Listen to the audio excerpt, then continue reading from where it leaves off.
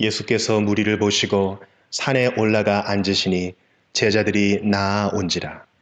입을 열어 가르쳐 이르시되 심령이 가난한 자는 복이 있나니 천국이 그들의 것이며 애통하는 자는 복이 있나니 그들이 위로를 받을 것이며 온유한 자는 복이 있나니 그들이 땅을 기업으로 받을 것이며 의에 줄이고 목마른 자는 복이 있나니 그들이 배부를 것이며 긍휼히 여기는 자는 복이 있나니 그들이 긍휼히 여김을 받을 것이며 마음이 청결한 자는 복이 있나니 그들이 하나님을 볼 것이며 화평하게 하는 자는 복이 있나니 그들이 하나님의 아들이라 일컬음을 받을 것이며 의를 위하여 박해를 받은 자는 복이 있나니 천국이 그들의 것임이라.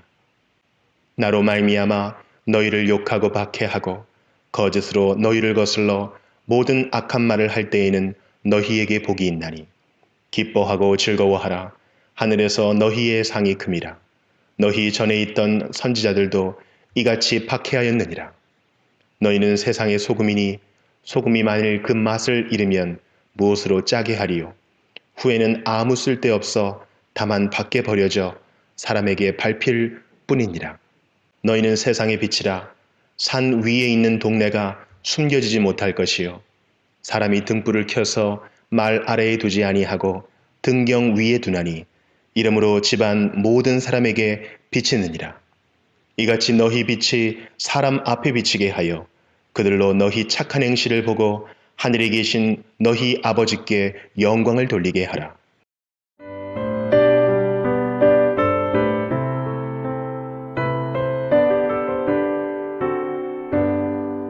지난 일의 동안에 예수 인도했으니 주의 전에 모여서 감사 찬송합니다. 가장 높은 이날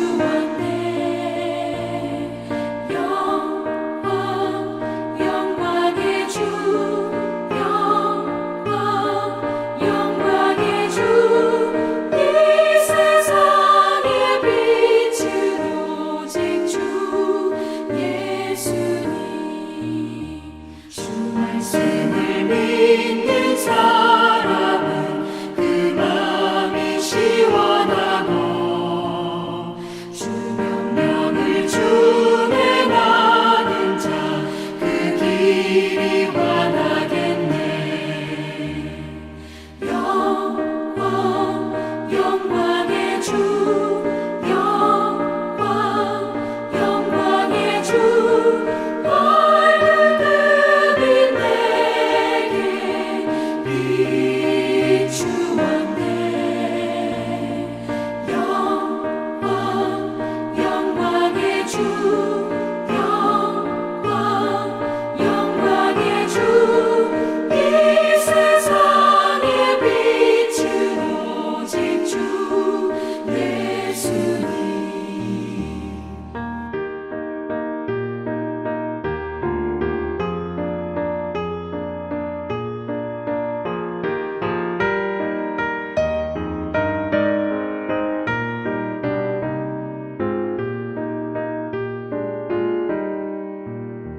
죄 가운데 사는 사람은 그 눈이 어두워도 그 죄악을 씻는 날에는 그 눈이 밝아지네. 영광 영광의 주, 영광 영광의 주, 밝은 금이 내게 비추었네. 영광 영광의 주, 영광 영광의 주, 이 세상에 빛은 오직 주 예수님.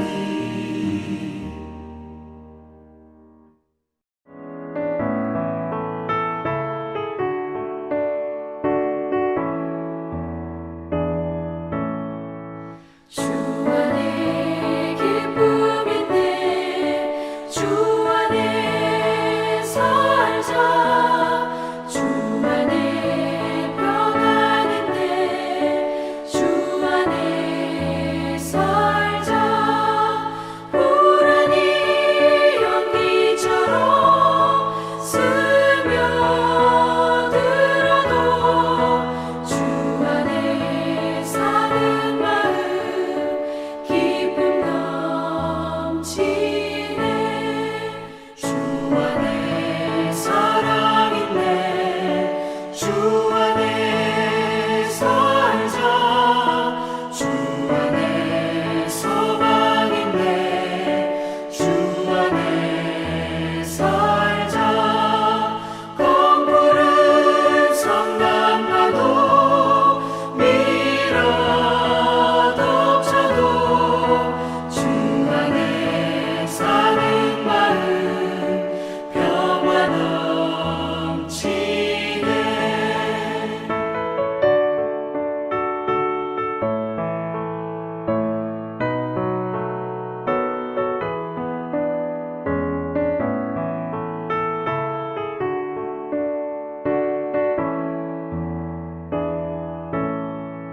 주 안에 영생 있네. 주 안에 살자. 주 안에 천국 있네. 주 안에 살자. 불길이 지옥처럼 솟아올라도 주 안에 사는 마음 생명 넘치네.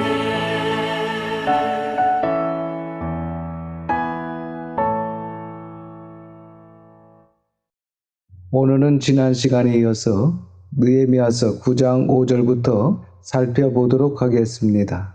먼저 지난 시간에 예스라와 느헤미야의 위대한 동력으로 말미암아 제1회 성경 강좌, 율법을 낭독하며 가르치는 일을 성공리에 마치는 것을 보며 은혜를 나누었습니다. 1000년 만에 율법을 낭독하고 배운 이스라엘 백성들에게 하나님의 말씀을 듣는 것에 그치지 않고 놀라운 변화가 일어나는 것을 보았습니다. 사실 여호수아 때로부터 예스라 때까지 한 번도 제대로 지켜지지 않았던 초막절 절기가 처음으로 지켜지는 역사가 일어난 것입니다. 그리고 이렇게 정해진 기간의 집회가 다 끝났음에도 불구하고 성경을 더 배우고 싶어서 또 모이는 백성들의 모습을 살펴보았습니다. 거기다가 말씀을 배운 백성들이 모든 이방 사람들과 절교를 하고 자신들의 죄와 조상들의 허물을 진심으로 회개하는, 사실 그동안 이스라엘 전 역사 가운데 단 한 번도 보지 못했던 놀라운 회개의 역사, 그 변화의 역사가 일어난 것도 함께 보았습니다. 그리고 오늘 살펴볼 본문에는 당시 종교 지도자라고 할 수 있는 레위인들이 민족적 회개의 기도문을 작성하여 고백하는 그러한 이야기가 9장 5절부터 나옵니다. 이 민족적 회개 기도문 역시 성경적임을 알 수 있습니다. 느헤미야서 9장 5절부터 보겠습니다. 5절부터 14절입니다. 또 레위 사람 예수아와 간미엘과 바니와 하삼느야와 세레비야와 호디야와 브나하냐와 부다히야는 이르기를 너희 무리는 마땅히 일어나 영원부터 영원까지 계신 너희 하나님 여호와를 송축할지어다. 주여, 주의 영화로운 이름을 송축하올 것은 주의 이름이 존귀하여 모든 송축이나 찬양에서 뛰어남이니이다. 오직 주는 여호와시라. 하늘과 하늘들의 하늘과 1월 성신과 땅 위의 만물과 바다와 그 가운데 모든 것을 지으시고 다 보존하시오니 모든 천군이 주께 경배하나이다. 주는 하나님 여호와시라. 옛적에 아브라함을 택하시고 갈대아 우르에서 인도하여 내시고 아브라함이라는 이름을 주시고 그의 마음이 주 앞에서 충성됨을 보시고 그와 더불어 언약을 세우사 가나안 족속과 헷 족속과 아모리 족속과 브리스 족속과 여부스 족속과 기르가스 족속의 땅을 그의 씨에게 주리라 하시더니 그 말씀대로 이루셨사오매 주는 의로우심이로소이다. 주께서 우리 조상들이 애굽에서 고난받는 것을 감찰하시며 홍해에서 그들의 부르짖음을 들으시고 이적과 기사를 베푸사 바로와 그의 모든 신하와 그의 나라 온 백성을 치셨사오니 이는 그들이 우리의 조상들에게 교만하게 행함을 아셨습니다. 주께서 오늘과 같이 명예를 얻으셨나이다.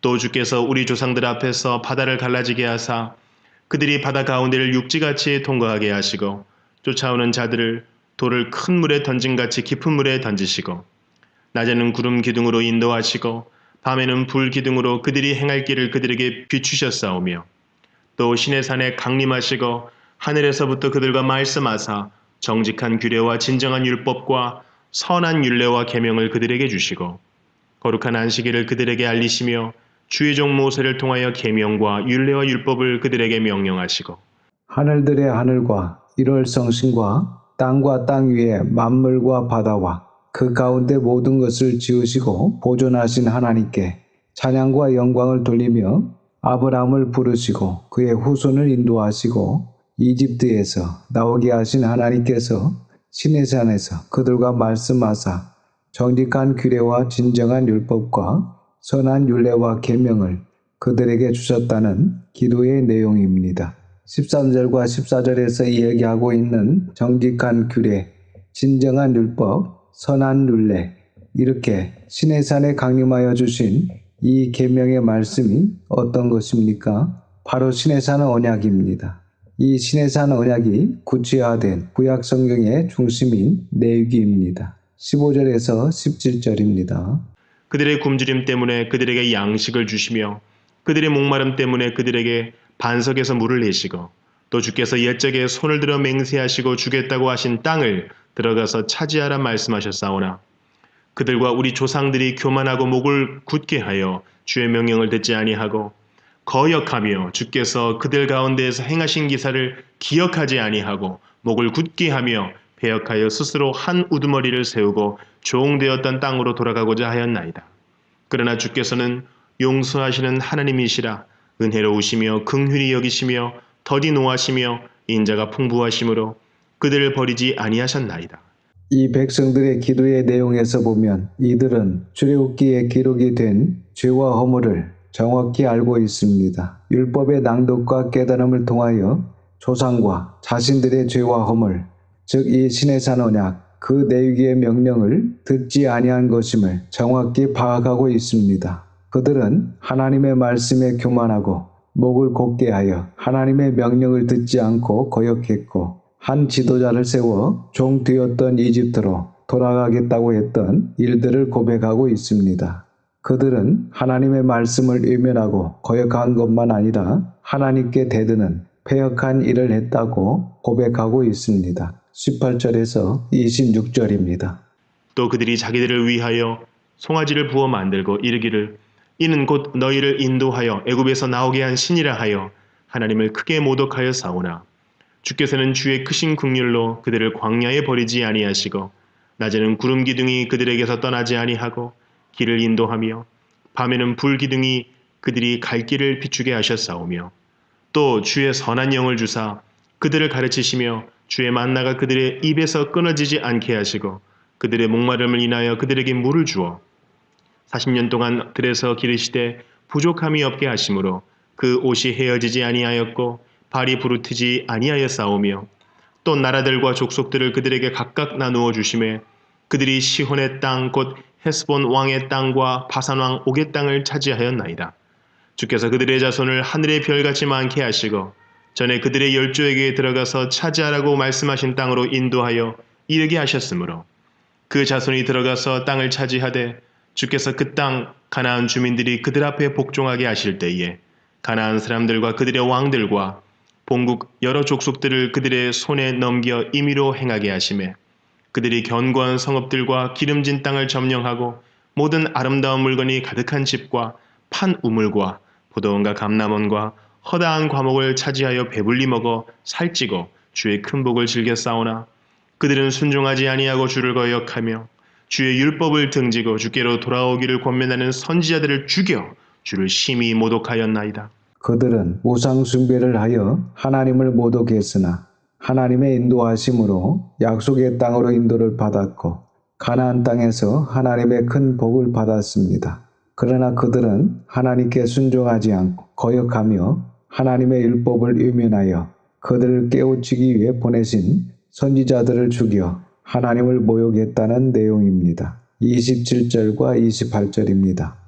그러므로 주께서 그들을 대적의 손에 넘기사 그들이 곤고를 당하게 하심에 그들이 환난을 당하여 주께 부르짖을 때에 주께서 하늘에서 들으시고 주의 크신 긍휼로 그들에게 구원자들을 주어 그들을 대적의 손에서 구원하셨거늘 그들이 평강을 얻은 후에 다시 주 앞에서 악을 행함으로 주께서 그들을 원수들의 손에 버려두사 원수들에게 지배를 당하게 하시다가 그들이 돌이켜 주께 부르짖음에 주께서 하늘에서 들으시고 여러 번 주의 긍휼로 건져내시고 이 말씀의 내용은 사사기에서 살펴봤던 사사시대를 이야기하는 것임을 알 수 있습니다.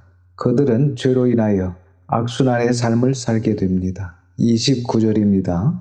다시 주의 율법을 복종하게 하시려고 그들에게 경계하셨으나 그들이 교만하여 사람이 준행하면 그 가운데에서 삶을 얻는 주의 계명을 듣지 아니하며 주의 규례를 범하여 고집하는 어깨를 내밀며 목을 굳게 하여 듣지 아니하였나이다.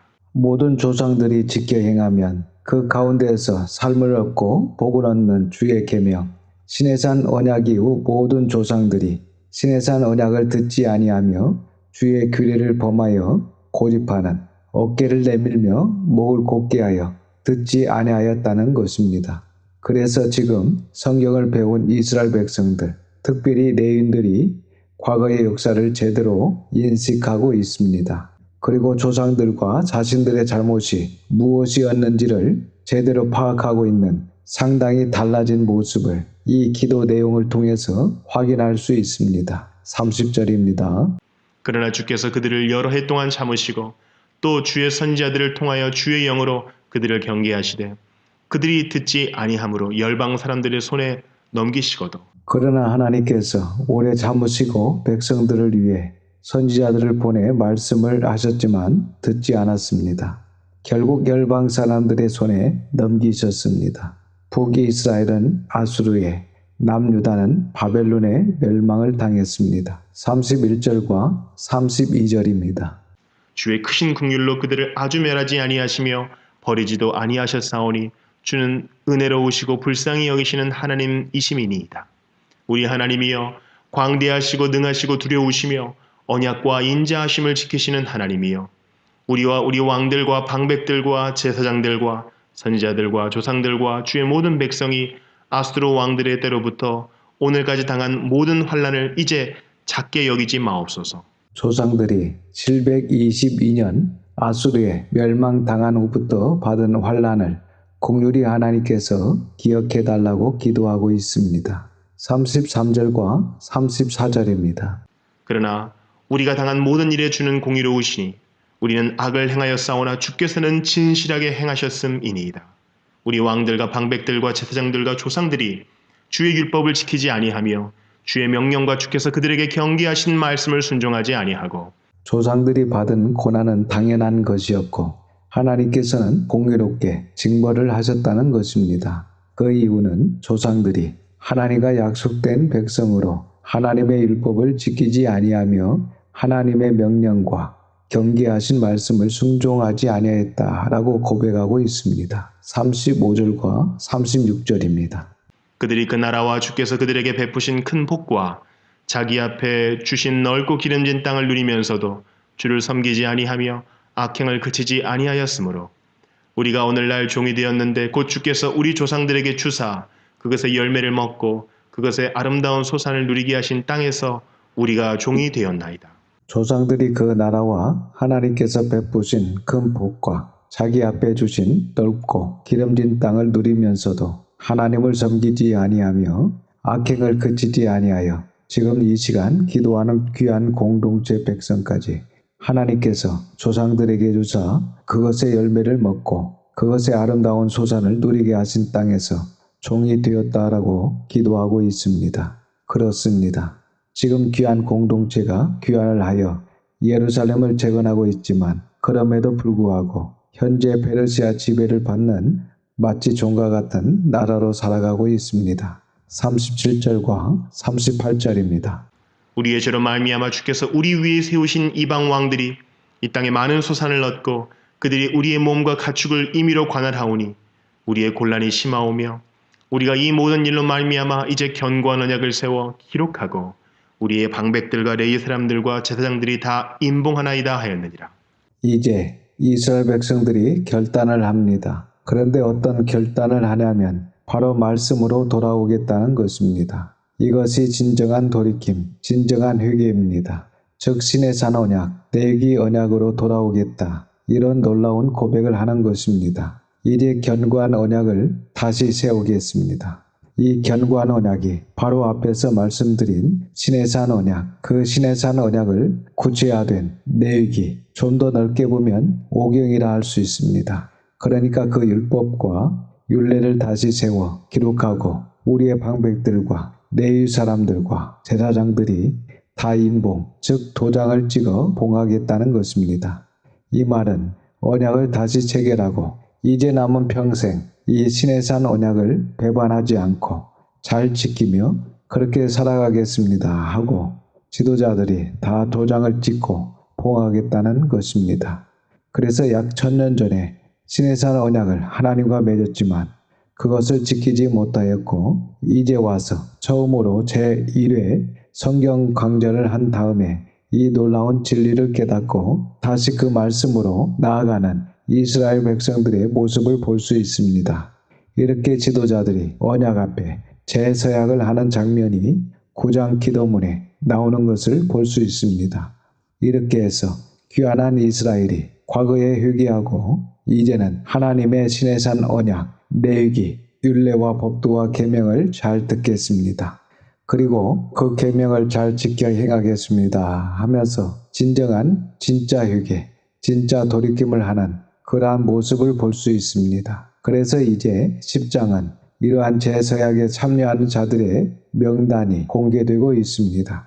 그런데 이 서약자 명단에 예스라의 이름이 빠져 있습니다. 아마 이 예스라는 지금 현재 에스라 자신이 사람들에게 서명을 받고 있는 사람이었기 때문에 자신의 이름을 명부에 올릴 필요가 없었던 것으로 추측을 해볼 수 있습니다. 왜냐하면 10장 1절을 보시면 정치 지도자 느헤미야의 이름이 가장 먼저 나옵니다.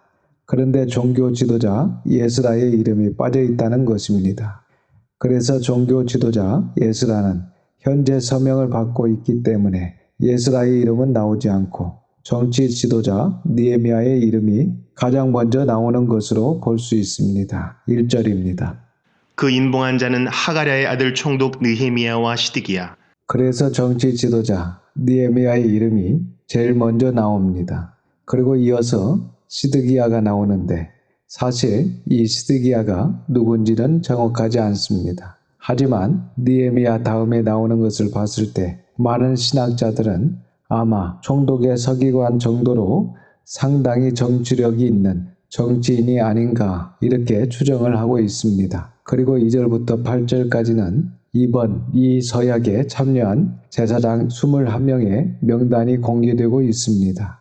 이어서 9절에서 13절까지는 서약에 참여한 17명의 레위인들의 명단이 공개되고 있습니다. 그리고 14절에서 27절까지는 백성의 우두머리 44명의 명단이 나옵니다.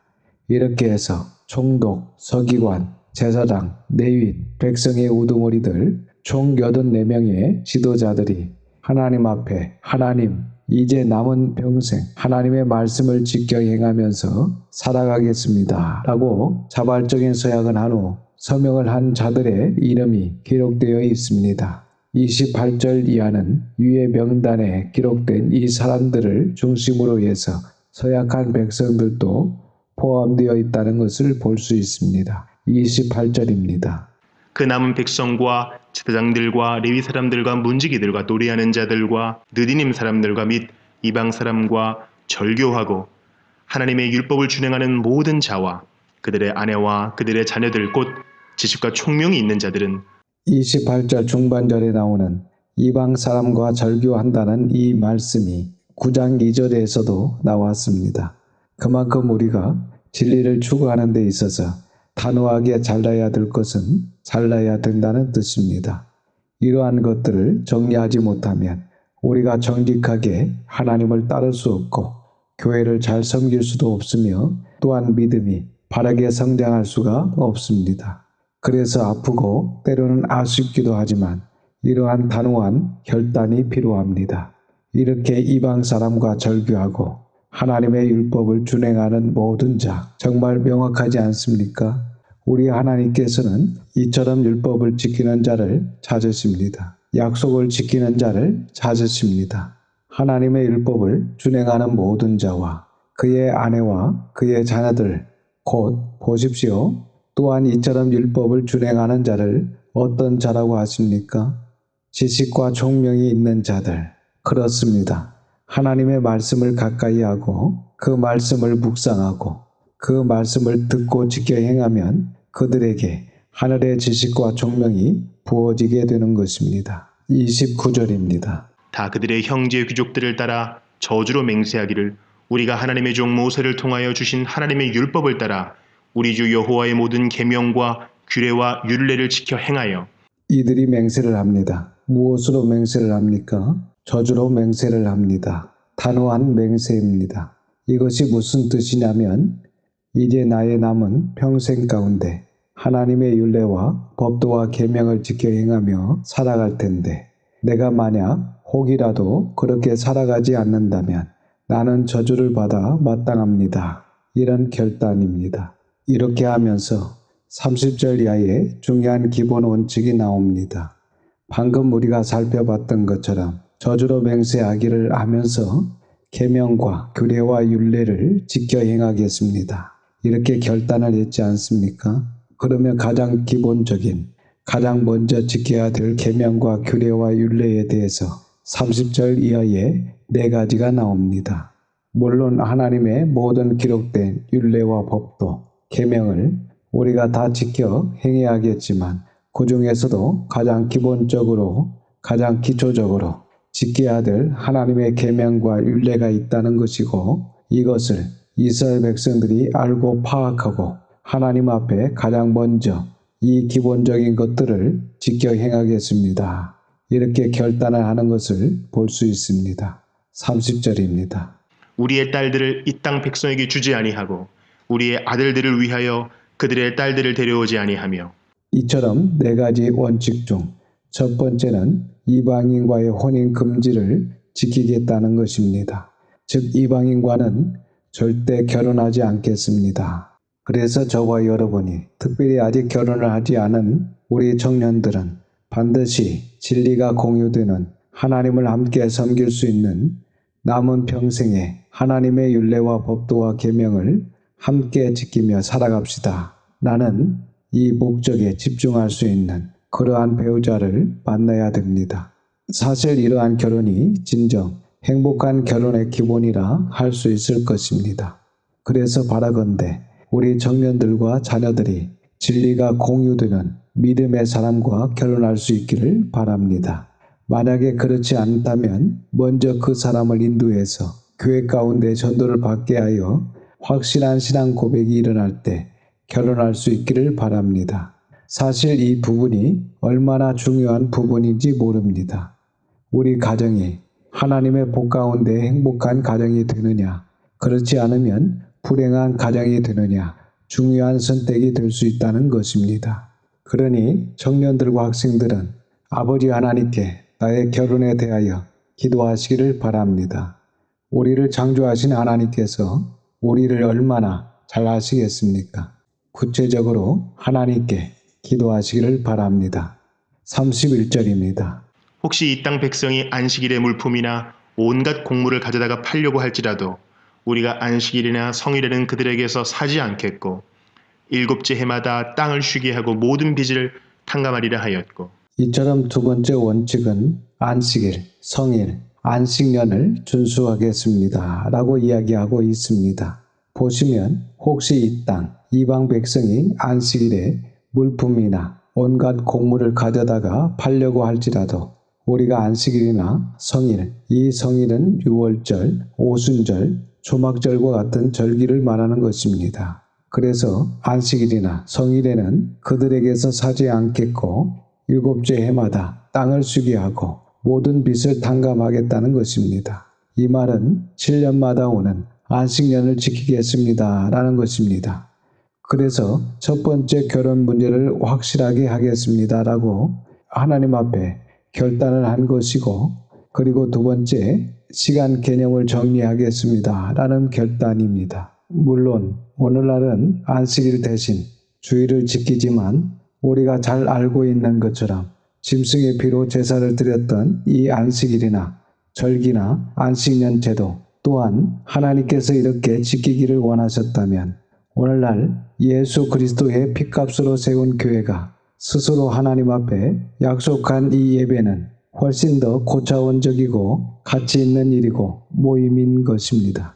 그래서 하나님의 백성이 되려면 일단 하나님의 율법을, 하나님의 말씀을 지켜 행하는 삶을 살아가겠습니다 라고 이렇게 결단했다면 가장 기본적으로 시간 개념을 정해야 합니다.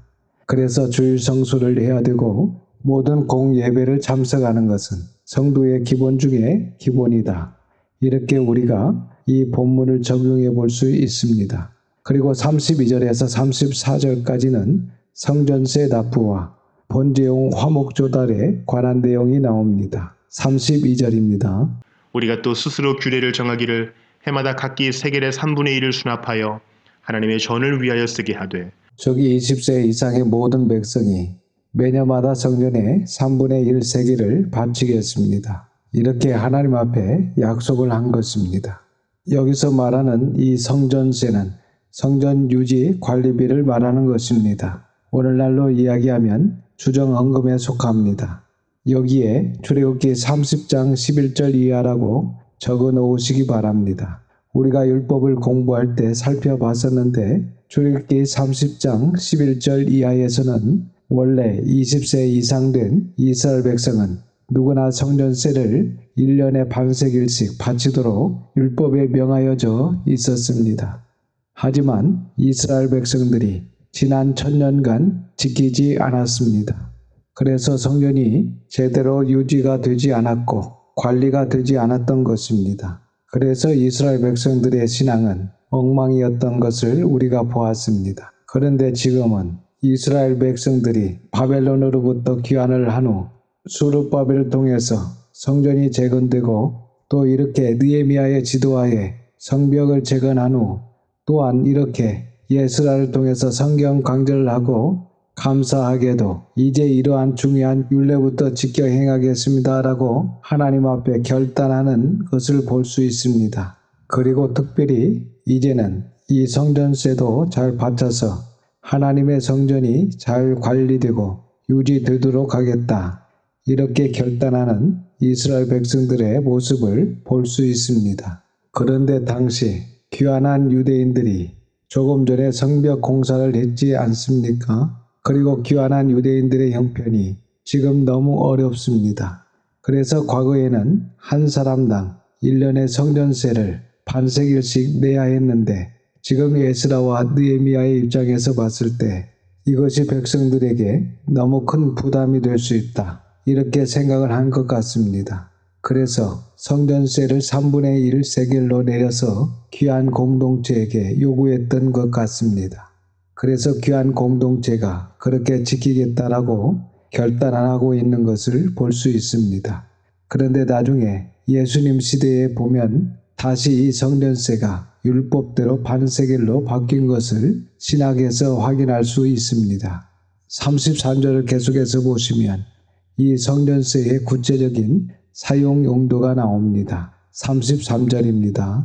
곧 진설병과 항상 드리는 소제와 항상 드리는 번제와 안식일과 초하루와 정한 절기에 쓸 것과 성물과 이스라엘을 위하는 속죄제와 우리 하나님의 전의 모든 일을 위하여 쓰게 하였고 진설병은 매일 하나님께 드려지는 떡입니다. 항상 드리는 소제와 항상 드리는 번제와 안식일과 초하루와 정한 절기에 쓸 것과 성물과 이스라엘을 위하는 속죄제와 우리 하나님의 전의 모든 일을 위하여 이 3분의 1을 세겔씩 모아서 성전세로 쓰게 하였다는 것입니다. 34절입니다. 또 우리 제사장들과 레위 사람들과 백성들이 제비 뽑아 각기 종족대로 해마다 정한 시기에 나무를 우리 하나님의 전에 바쳐 율법에 기록한 대로 우리 하나님 여호와의 제단에 사르게 하였고 이렇게 여호와의 번제단에서 여러 가지 제물을 태워서 제사를 드리려면 나무가 필요한데 이 나무를 각기 종족대로 해마다 팀을 만들어 그 팀이 돌아가면서 나무를 해오도록 하여 제단의 제물이 잘 드려지도록 했다는 것입니다. 그래서 오늘날 교회에 적용해 보면 우리가 교회를 섬길 때에 교회가 잘 유지되도록 그리고 교회가 원만하게 관리되도록 성도들이 기쁨으로 헌신하고 동참하고 희생하는 것이 필요하다라는 것을 이 본문을 통해서 확인해 볼 수 있습니다. 35절부터 39절까지는 네 번째 기본 약속이 나옵니다. 즉 곡식의 첫 열매와 생축의 첫 새끼를 하나님께 드리겠습니다. 그리고 11조를 하나님께 드리겠습니다. 라고 약속하는 말씀이 나옵니다. 35절에서 39절입니다. 해마다 우리 토지 소산의 만물과 각종 과목의 첫 열매를 여호와의 전에 드리기로 하였고 또 우리의 맏 아들들과 가축의 처음 난 것과 소와 양의 처음 난 것을 율법에 기록된 대로 우리 하나님의 전으로 가져다가 우리 하나님의 전에서 섬기는 제사장들에게 주고 또 처음 익은 밀의 가루와 거제물과 각종 과목의 열매와 새 포도주와 기름을 제사장들에게로 가져다가 우리 하나님의 전에 여러 방에 두고 또 우리 산물의 11조를 레위 사람들에게 주리라 하였나니 이 레위 사람들은 우리의 모든 성읍에서 산물의 11조를 받는 자임이며 레위 사람들이 11조를 받을 때에는 아론의 자손 제사장 한 사람이 함께 있을 것이요 레위 사람들은 그 11조의 10분의 1을 가져다가 우리 하나님의 전 곳간의 여러 방에 두되 곧 이스라엘 자손과 레위 자손이 거제로 드린 곡식과 새 포도주와 기름을 가져다가 성소의 그릇들을 두는 골방 곧 섬기는 제사장들과 문지기들과 노래하는 자들이 있는 골방에 둘 것이라. 그리하여 우리가 우리 하나님의 전을 버려두지 아니하리라. 이렇게 하는 이유가 사실 다른 목적이 있거나 아니면 이렇게 해서 단지 제사장들과 레위인들을 배불리고 생활하게 하는 것이 목적이 아니라 결국 이렇게 해야 하나님의 전이 버려지지 않는다는 것입니다. 즉 이렇게 해야 신앙이 유지되고 이렇게 신앙이 유지돼야 이스라엘 귀한 공동체가 회복할 수 있다는 것입니다. 그래서 이스라엘 백성들이 하나님과의 재언약 체결식을 하면서 성경 강좌를 통해 하나님의 말씀을 제대로 배웠기 때문에 가장 기본적인 것부터 지키겠습니다. 이렇게 기초를 잘 다져 나가겠다고 결단하는 이스라엘 백성들의 모습을 볼 수 있습니다. 이렇게 하여 이스라엘 백성들과 지도자들이 재서약을 한 후 이제 앞에서 말씀드렸던 것처럼 저주로 맹세를 합니다. 만약에 이렇게 하지 않으면 우리가 저주를 받아 마땅합니다. 단호하게 결단을 합니다. 그래서 제1회 성경 강좌, 즉 이 성회의 총 결론은 바로 우리가 하나님 앞에 이렇게 하겠습니다 라는 앞에 나온 구체적인 결단이 결론이라는 것입니다. 좀 더 쉽게 표현을 하면 이번 제1회 성경 강좌의 결론은 구체적으로 삶을 변화시키겠습니다. 하나님의 말씀을 기준으로 작은 것부터 나의 삶을 변화시키겠습니다. 이것이 바로 제1회 성경 강좌의 결론입니다. 그동안 이스라엘 천년의 역사 가운데 이렇게 알차고 바르고 아름다운 집회가 없었습니다. 그런데 율법을 낭독하고 설명하는 집회의 어떤 힘을 느낄 수 있는 그러한 대목이고 또한 바로 이러한 집회가 집회의 원형이 되어야 된다는 것입니다. 그래서 오늘날도 이 집회, 성회의 목적과 결론은 오직 하나, 바로 성도들의 삶의 변화입니다. 즉 하나님의 말씀을 지켜 행하겠습니다 라는 구체적인 결단과 서약, 그리고 삶의 변화, 이것이 성회의 목적과 결론이라는 것입니다. 그래서 오직 성회는 순수해야 됩니다. 이것이 아닌 다른 목적을 위해 집회를 한다는 것은 성경적인 집회가 아니라는 것입니다. 이어서 11장 1절에서 24절까지는 예루살렘에 거주하는 백성들의 명단이 나옵니다. 1절입니다. 백성의 지도자들은 예루살렘에 거주하였고 그 남은 백성은 제비 뽑아 10분의 1은 거룩한 성 예루살렘에서 거주하게 하고 그 10분의 9는 다른 성읍에 거주하게 하였으며 지금 느헤미야가 이렇게 성벽을 완성하고 예루살렘 성 안에 사는 사람이 너무 적으니까 사실 2차, 3차 귀한 자들은 수도 적고 이미 다 확보가 된 상태로 성 근방에 살고 있으며 또 에스라와 느헤미야가 친히 인술에 왔으니 다 파악을 하고 있습니다. 그래서 지금 1차 귀한 자들만 상당한 세월이 지났고 또 그들의 숫자가 많았기 때문에 그들의 명단을 가지고 다시 재2주시키는 과정에 그 방법으로 제비를 뽑았다는 것입니다. 그러니까 제비는 사람이 뽑지만 이 일을 진행시키는 분은 하나님이시라는 사실을 믿음으로 고백하는 것입니다. 즉 하나님께서 역사하시는 공간을 하나님께 드린 것이고 그리고 이스라엘 백성들은 제비를 뽑은 다음에 하나님의 인도하심이다. 이것은 하나님의 작정하심이고 하나님의 전적인 주관하심이다. 이렇게 고백하게 되는 선한 행위라고 볼 수 있습니다. 그래서 이스라엘 역사를 보면 이스라엘 백성들이 제비 뽑기를 하는 경우는 대개 3가지 정도입니다.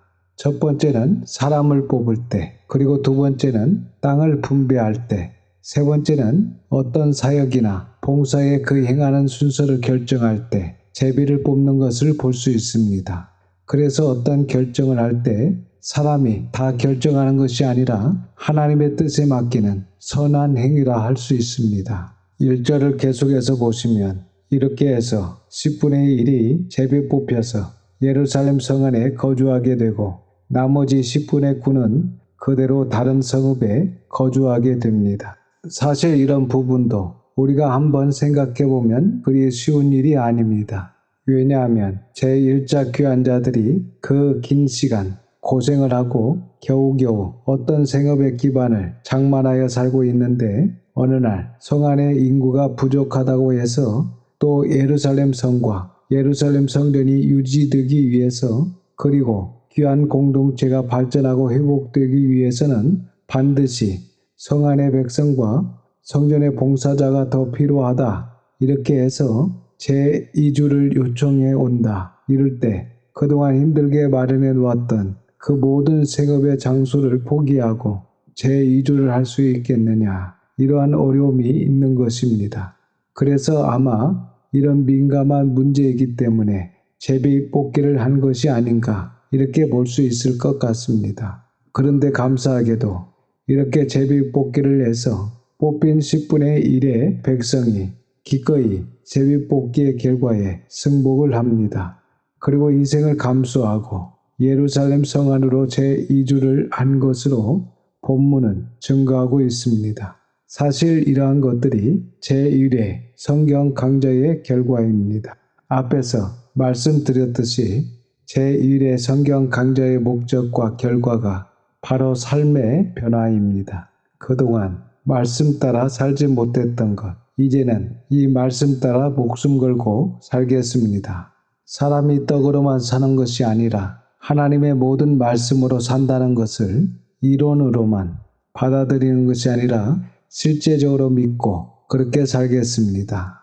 이러한 결단의 변화, 그 변화가 제1회 성경 강좌의 열매였고 결과였던 것입니다. 그래서 이러한 민감한 문제였지만 제비뽑기의 결과에 승복하고 희생을 감수하며 예루살렘 성 안으로 이주하는 백성들의 모습을 볼 수 있습니다. 이렇게 귀한 공동체가 회복되기 위해서는 개인의 안위와 개인의 만족보다는 예루살렘 성이 중요하고 그리고 무엇보다도 그 성 안에 있는 예루살렘 성전이 중요하다는 우선순위에 대한 바른 인식이 수정되었기 때문에 이제는 개인의 꿈, 개인의 만족, 어떤 개인이 먹고 사는 문제 이런 것보다는 공동체의 회복, 더 나아가 하나님의 나라, 하나님의 꿈에 사로잡힌 그러한 흔적들을 보이는 이스라엘 백성들의 모습을 볼 수 있습니다. 2절입니다. 예루살렘에 거주하기를 자원하는 모든 자를 위하여 백성들이 복을 빌었느니라. 보십시오. 심지어는 예루살렘 성 안에 내가 스스로 재이주하겠습니다 하고 그렇게 결단했던 사람들도 있었다는 것입니다. 그리고 그런 스스로 결단한 사람을 위해서 오늘 본문은 어떻게 말씀하고 있습니까?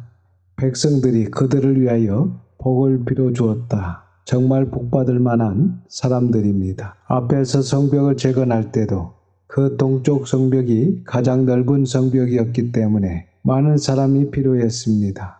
그때도 이미 자기들이 맡은 성벽을 다 재건하기 위해 그렇게 물질을 쓰고 희생을 하고 땀 흘렸던 사람들이 또 동쪽 성벽 재건에도 동참하는 것을 우리가 살펴봤습니다.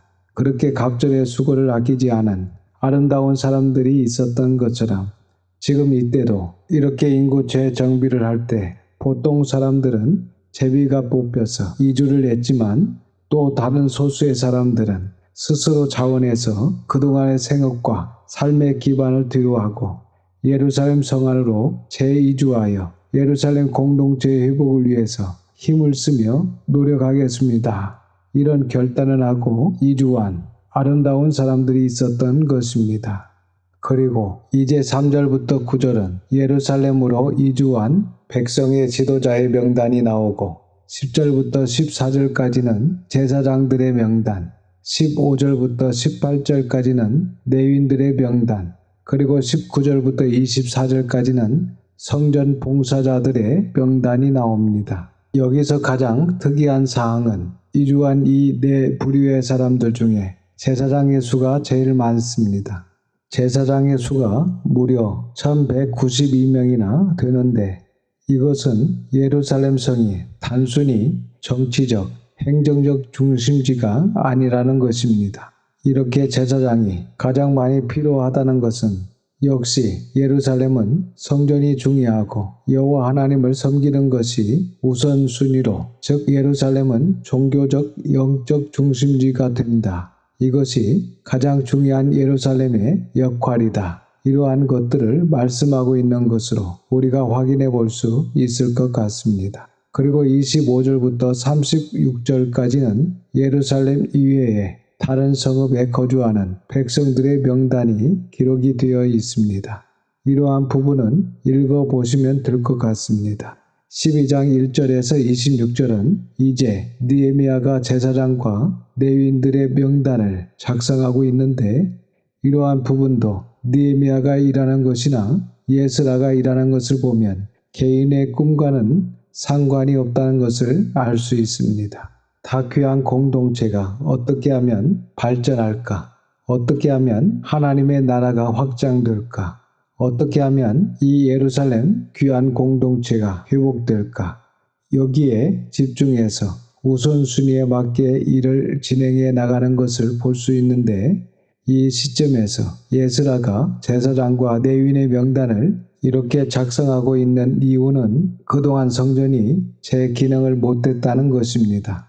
그래서 성전이 성전으로서의 제 기능을 할 수 있도록 하기 위해서 가장 먼저 성전을 담당할 담당자들을 재정비하는 차원에서 제사장과 레위인들의 명단을 작성한 것으로 볼 수 있습니다. 이렇게 작성한 명단을 가지고 확실하게 제사장과 레위인들을 세우고 성전이 성전의 역할을 하도록 주도 면밀하게 이끌어가는 느헤미야와 에스라의 모습을 볼 수 있습니다. 그리고 12장 27절 이하는 성벽 봉헌식을 거행하는 장면이 나옵니다.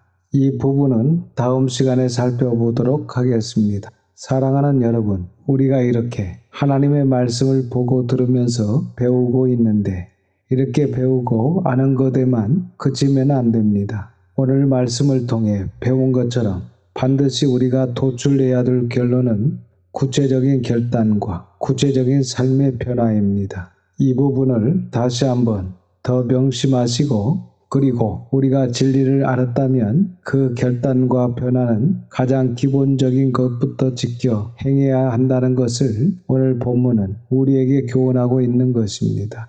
또한 예루살렘 성 안으로 제2주를 했던 10분의 1의 백성들, 그리고 스스로 자원해서 예루살렘 성 안으로 이주했던 백성들의 헌신과 희생을 본받아 그러한 마음으로 교회를 섬기는 저와 여러분, 우리 자녀들이 다 될 수 있기를 주님의 이름으로 축원합니다. 기도하겠습니다.